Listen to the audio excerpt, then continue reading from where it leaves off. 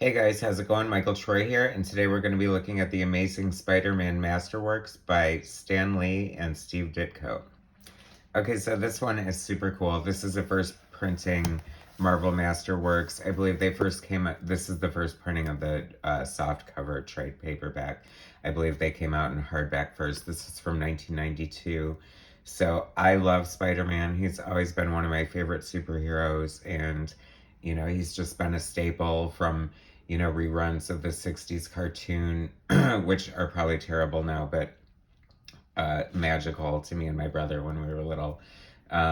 Spider-Man and His Amazing Friends, the Spider-Man TV show, the one where he had like the mirrored sunglasses underneath his mask. I mean, it was amazing. Spider-Man on the Electric Company. I mean, so Spider-Man is, permeates society and culture in so many different ways. It means so many things to so many different people, but I've always loved him. I love all the movies, except maybe for the Tobey Maguire Spider-Man 3.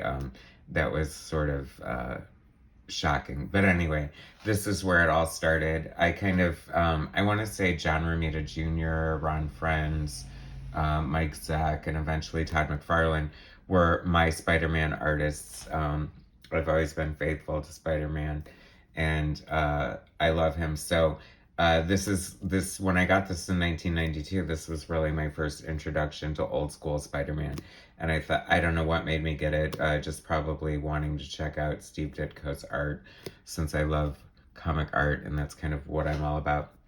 But I had very low expectations. I didn't think, oh, this is going to be cheesy compared to the sophisticated yarns we're getting today with, Venom and Mary Jane and blah, blah, blah, blah, blah.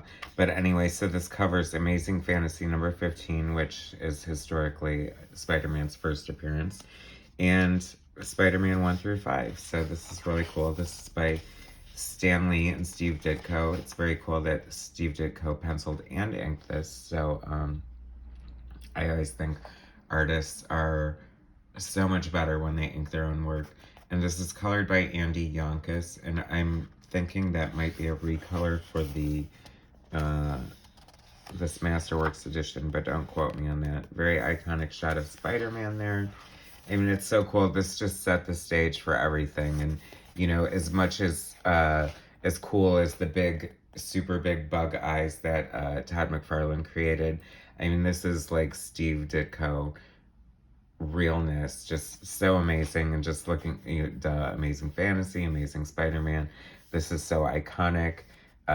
Jack Kirby, basically, the co-captain of the Marvel Universe, arguably more so than Stan Lee, but was, given Spider-Man at first, and Stan Lee didn't like how blocky he made him and how, like, too muscular or heroic looking, because he was supposed to be, an average Joe. But I do think this might be a Kirby layout or something. But he doesn't look as wiry as you would think. He looks pretty damn muscular there. I mean, I feel like I could be pretty threatening with that physique there. Anyway, I just love it. I mean, Steve Ditko's just a master. What can you say? I mean, he deserves his place in the throne of comic book royalty for sure. And just like, I just love this iconic shot. I mean, this might not be much by today's standards, but back in 1960, whatever, pretty damn cool. I mean, you can see why Spider-Man sold millions of copies, and when comic books were 10 cents, they sold millions of copies. Isn't that amazing? And now, like, if you sell 100,000 copies, 100,000 copies, just think about that. What if only 100,000 people went to see a movie? Like, the industry would not exist. So comic books hang on for dear life, and I just wish there's so many things they could do to save the floundering industry, but I don't know, like lowering the prices on comic books, making them more available. Why, like, you have an Avengers movie, the AMC lobby should be flooded with spinner racks full of Iron Man and Captain America and Spider-Man, and you know what I'm saying, guys. Are you with me? There needs to be like a big comic book movement initiative just to, I mean, it's just such a sacred art form, and I think it'll always exist because even if the big two somehow imploded, I think indie creators, just because so many people, myself included, just have such a love of comic books that they'll always be alive in some way, shape, or form. I just have to say, it's so funny because we're just so used to the modern, sophisticated art, and it just starts here with this great, and look at this amazing storytelling. And, you know, this was Steve Ditko's book, and just from all accounts, is, you know, Stan Lee definitely guided the ship, and you can't discount, I mean, nobody writes better, you know, snappy dialogue than Stan Lee. And, you know, I think the argument is kind of moot over, like, you know, oh, it was Jack Kirby or it was Stan Lee, and I just think one hand washes the other. And I just think the synergy they had together just couldn't possibly have existed without each other in one way, shape, or form. I mean, of course, there's major imbalances and things that aren't right, but I mean, it kind of is what it is. And, you know, they're both cemented in comic book history, for better or worse. And, you know, I kind of hate to see Stan Lee get dragged for no reason. I mean, was he egotistical? Sure, probably, but I think that only helped Marvel. I mean, he created such a friendly rapport with the fan base, with, you know, his Stan the Man and Jack King Kirby and Jolton Joe Sinnott, and just, you know, these were all cool guys and your friends, and, you know, they were making comic books for you. The Chameleon. It's so funny. His initial, I remember my first introduction to the Chameleon was when Todd McFarlane was doing Amazing Spider-Man with David Michelini, which was a phenomenal run, of course, post his phenomenal run on The Incredible Hulk with Peter David. Oh my God, the Baxter Building. I love the Baxter Building as an artist, and like years of drawing my 2 to 3 pages of sequential art to submit to Marvel for my umpteenth rejection. I think I must have drawn the Baxter Building a million times, and it's such a great design. I was so disappointed when they replaced it with Four Freedoms Plaza. But I mean, how cool is this? And we get to see Steve Ditko draw the Fantastic Four, and I love how wonky Mr. Fantastic looks. Or Mr. Fantastic. Is that his name? Yeah, I guess it is.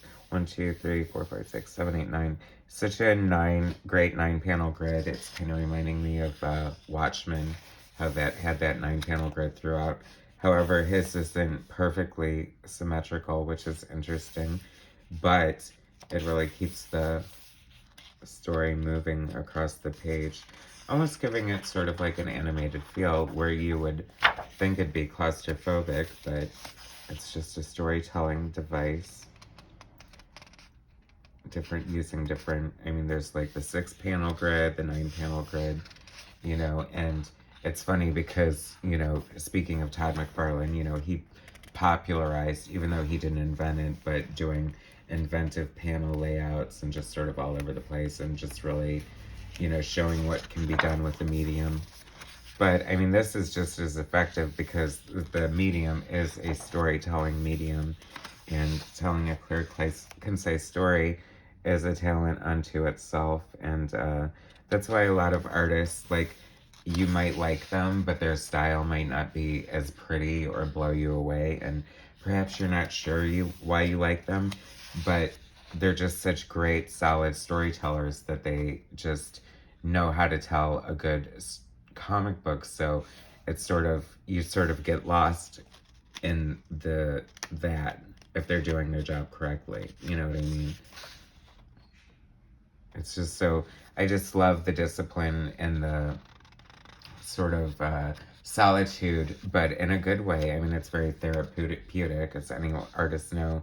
You know, sure, it's lonely to sit at your desk 8 hours a day and draw, but it's kind of amazing when you stop. And I'd love to see this in black and white. I'd love to hold the original art, but I mean, he drew every single line in these windows and just spotted these blacks, and it just looks all so good. And I love the Vulture, like crazy, bald, cranky old man, like hilarious. Kind of Scooby-Doo-ish in a way. Did you ever notice that all their villains were like these cranky old men? Of course, because they had to say, and if it weren't for you meddling kids, I would have gotten away with it. I want the Vulture to say that. And there's Aunt May. Where is she? It's a little, if she had it, she's like all hunched over, but she's like, oh, Peter, these wheat cakes are just breaking my back. I don't know why she talks like that, but that's my Aunt May voice on the spot. I'll put a link to my voiceover reel. I have tons of Aunt May in it. Just kidding. That's so cool. I just love, like, I don't know, Steve Ditko is just, like, pretty unique. Like, I talk about and, like, I'm fascinated by art clones, because, you know, obviously all artists are going to have their influences and stuff, but I just don't look at anyone and say, oh, they're a ripoff of Steve Ditko. So if you know of any, please leave in the comment, because I'd really love to look them up, because he just seems so unique and just quirky and just so perfect for Spider-Man. And I'm ashamed to admit I need to find a Masterworks or something of his Doctor Strange, because I'm sure that's off the chain comparatively. So now this is one aspect that I do think they've improved on since this design, even though this is one of the most perfect comic book designs, even though it's a little controversial because it supposedly was stolen from like a Mexican wrestler Halloween mask. So, I mean, you can Google that. It's kind of an interesting story. But I don't know. Like, judge for yourself, because it is kind of a ripoff, but I don't know. It is what it is, and I do hate that saying. But anyway, so it kind of bothered me that, you know, they've since, like, made the spider, like, a focal point, but this is kind of like, you know, just bare, like, the web should connect there. I don't know, I just, like, artistic choices like that bother me sometimes, but I don't know, it's funny because there is a certain quality about it, as cool as it is. It's sort of almost like the best artist in your high school class who liked to draw comic books, and that was me, guys, okay? I feel like sometimes I feel like I was a better artist when I was, like, drawing in my notebooks in high school and stuff, just because, I don't know, there was just such a passion for just, like, needing to do it, and I think you have to have that to be a disciplined comic book artist. And clearly, years and years and years. I mean, this is just, like, the beginning of Ditko's work. I mean, there's not even, I mean, you know, he probably had stuff prior to this, but so many things after this. The Question, and The Creeper, and Squirrel Girl, and Speedball. I mean, he's just Mr. A. It's kind of his own creator thing, and just his contribution. Once again, a dumpy old man. I just, I don't know why it cracks me up. And is Doc Ock the only one Aunt May had an affair with? I mean, let's think about that for a while, kids. How screwed up is that when Aunt May got married to Doc Ock? I don't know what kind of what-if hell that was in, or if it's been retconned or whatever, but, I mean, that's crazy as heck. But funny in a way. I mean, I guess you have... See, that's what I'm saying, though. It's like, I feel like they just don't come up with new ideas anymore. And, like, I don't know. It's like they just... Steve Ditko didn't have a problem with it. And just... I mean, the sky's the limit with Spider-Man. Like, why limit yourself? Look at Superman and all the crazy stories he's had. I mean, they feel the need to fit it into canon or have it make sense or whatever, but hell, I mean, you're reading a monthly comic book, don't you just kind of want to be entertained and have your socks blown off by, like, good art and compelling story with good characterization? And that kind of sums up pretty much a lot of Marvel books, you know, through the 60s and up through the 90s. I'll give them that. You know, anyone who watches my channel knows I'm not a huge fan of modern comics. You know, I think modern comics are, most of the indies are more interesting, I think. And I just think that perhaps the big two need a little more editorial direction and guidance and creativity and inventiveness. I mean, they just need someone who's super passionate about the comic books. I'm available. I just feel like give me a year at DC or Marvel and I would be cranking out the hits like you would not believe. I mean, I know that's hubris, but anyway, Sandman, another cool Ditko creation. I mean, it's just so cool.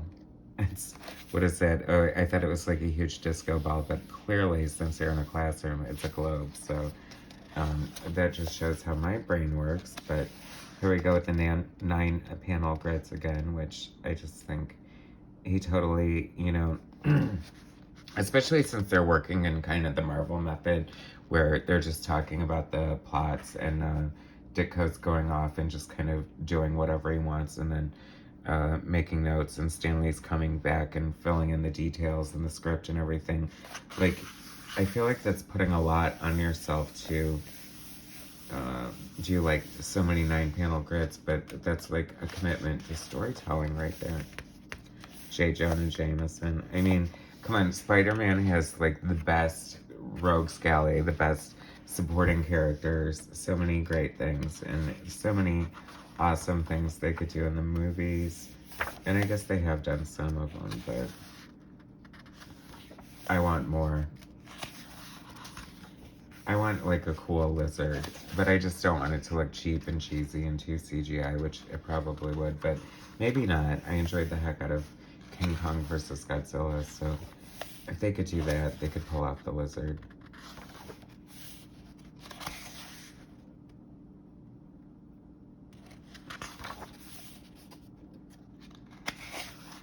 So funny. I remember we've always had like Spider-Man toys. I feel like I had a Spider-Man, like a really cool, like 12-inch action figure that was like totally dope.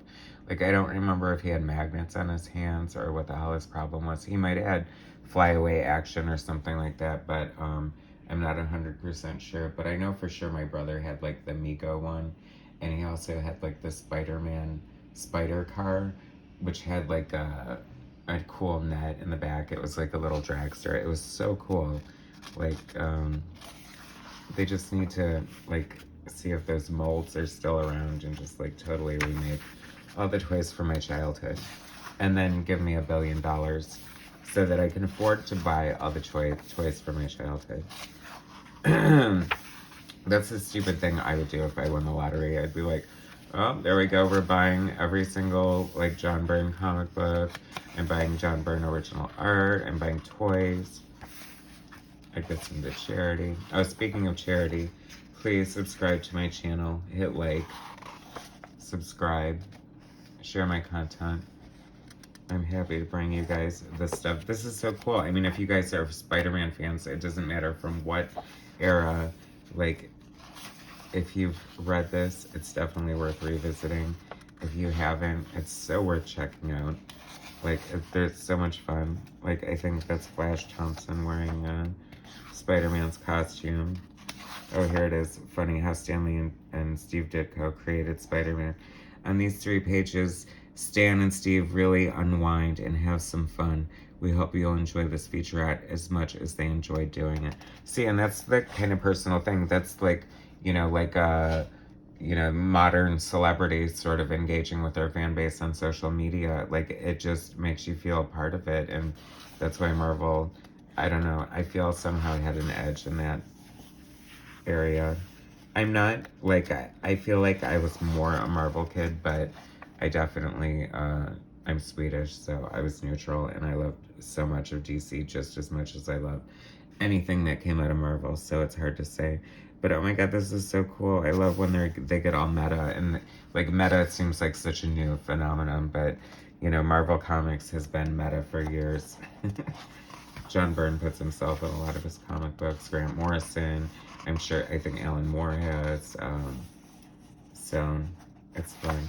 I mean, how fun is this? A Marvel Masterwork pinup. Peter Parker, an old webhead. Like, he's our buddy. He's Spider-Man. We love him. He's familiar. He's our friend. We can identify with him. And I I love it. Okay, so Steve Ditko's original unused cover. It's funny because I love this just as much as the original. I don't see why it wouldn't have been as iconic, but I know that, you know, they have their reasons for editorial. I think the other one does look a little more commercial, but I think this captures the essence of Ditko's quirkiness and what he brought to the book a little better. But I don't know. Tell me, leave in your comments. Do you like this or do you like the original cover better? I'd love to know your thoughts on that. So anyway, that's it. So that's Spider-Man Masterworks. As you can see, the Amazing Spider-Man in issues 1 through 5. So cool. You guys definitely need to check out classic Spider-Man and other classic comic books. Totally worth it. Please subscribe to my channel, hit like, and I'll bring you some more content later. All right, thanks, guys.